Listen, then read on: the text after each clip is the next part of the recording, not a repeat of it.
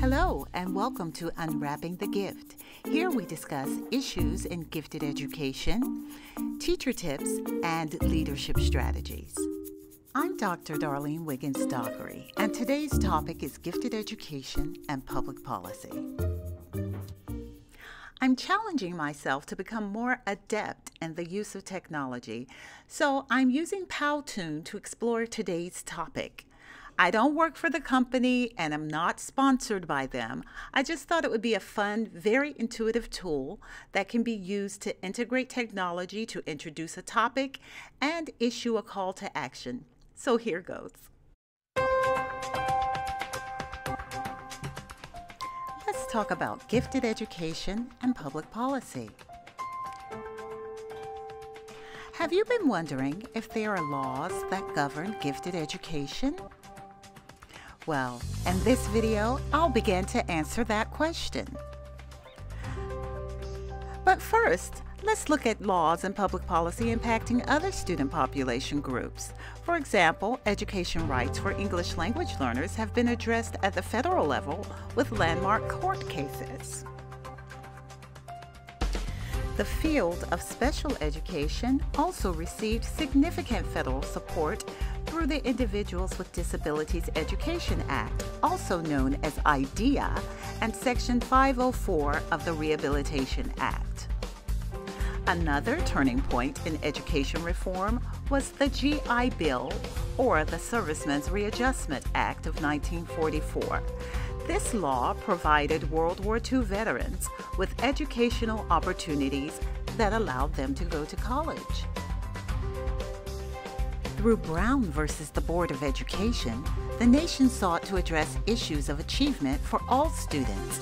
This 1954 landmark case struck down Plessy versus Ferguson, and the term separate but equal was determined to be unconstitutional.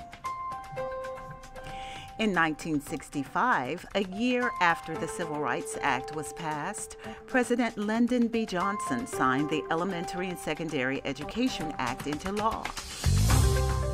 President George W. Bush updated it in 2002 with No Child Left Behind, and President Obama in 2015 with the Every Student Succeeds Act.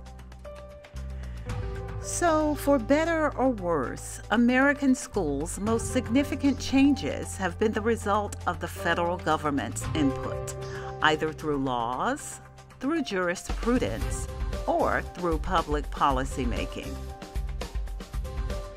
However, in a young country, but with a long history of innovation, there is no federal mandate for gifted education. Some states, however, are leading the way.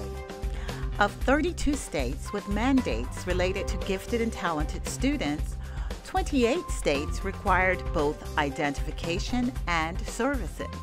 4 states required identification only.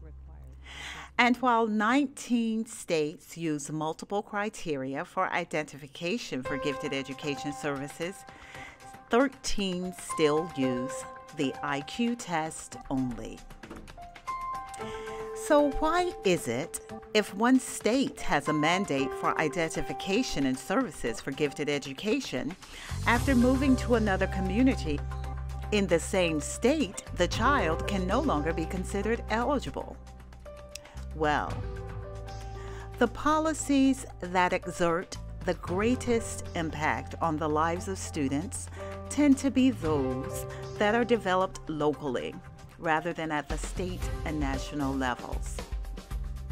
This statement by Duke from a 1989 study of district and school level policymaking still rings true. But there is something you can do. Use your voice. Advocate for policies and programming that support gifted learners.